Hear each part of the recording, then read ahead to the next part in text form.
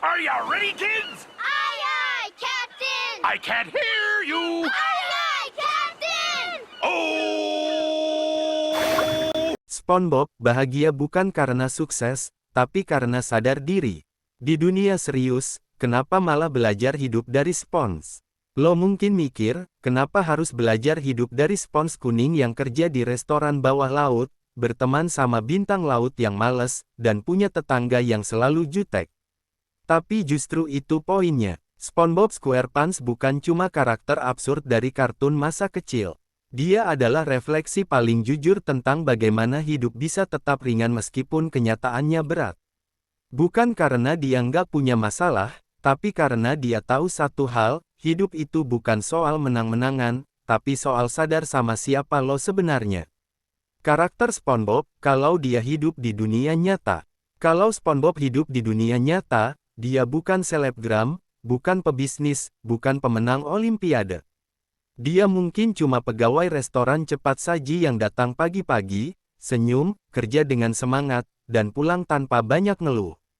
Tapi justru orang kayak gini yang kadang paling waras di tengah dunia yang nuntut semua orang buat jadi sempurna.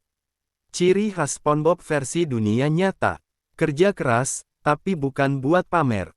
Selalu antusias walau kerjaannya itu-itu aja. Punya prinsip, jadi baik bukan karena mau dipuji, tapi karena memang itu yang benar. Temenan sama siapa aja, dari yang super pintar, Sandy, sampai yang clueless banget, Patrick. Dibenci Squidward, nggak masalah. Dia tetap baik. Di dunia nyata, orang kayak SpongeBob sering diremehkan karena terlalu polos. Tapi mereka punya satu hal yang orang lain jarang punya, ketulusan. Filosofi hidup SpongeBob, kupas tuntas secara teoritis. Eksistensialisme, hidup punya makna karena kita yang nentuin. Eksistensialisme ngomongin soal makna hidup yang gak datang dari luar, tapi dari keputusan kita sendiri. SpongeBob hidup dengan kesadaran itu. Dia tahu hidupnya sederhana, kerja, main, tidur, tapi dia menikmati tiap detiknya. Nggak nunggu validasi, nggak nunggu kesuksesan. Makna itu hadir karena dia memilih buat mencintai hidupnya. Hidup bukan soal jadi siapa, tapi soal lo nikmatin jadi diri lo sendiri. Stoicisme, tenang, nggak semua harus lo kontrol. Stoik bilang, fokus ke hal yang bisa lo kontrol, terima yang nggak bisa. SpongeBob jago banget dalam hal ini. Squidward marah, dia cuek. Krabs pelit, dia tetap loyal. Patrick bego, dia tetap temenan. Dia nggak buang energi buat nyari pengakuan. Reaksinya selalu netral, tenang, bahkan ramah, karena dia ngerti, nggak semua harus gue urusin. Teori kebahagiaan Aristoteles, eudaimonia. Aristoteles bilang, kebahagiaan sejati datang dari menjalani fungsi kita secara optimal. SpongeBob sebagai spons dan karyawan Krusty Krab mungkin bukan profesi impian. Tapi dia menjalaninya dengan total.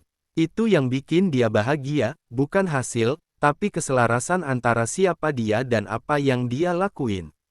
Kenapa sifat SpongeBob dianggap aneh? Karena dunia udah terlalu serius. Di zaman sekarang, orang yang kayak SpongeBob bakal dianggap kurang realistis, nggak ambisius, atau tulang lunak.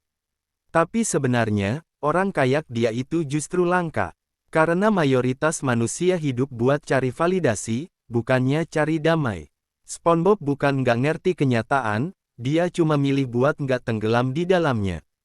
Dia tahu nggak semua orang suka dia, tapi dia tetap jadi diri sendiri.